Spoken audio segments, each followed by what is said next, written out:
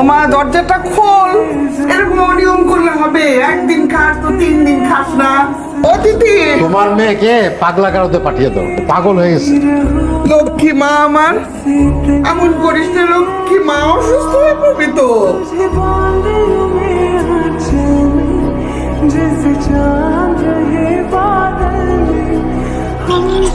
এই মেয়ে, কে তুমি? আমি তিথি। কাকে চাও? আমি তিথি, কিন্তু আসো আসো।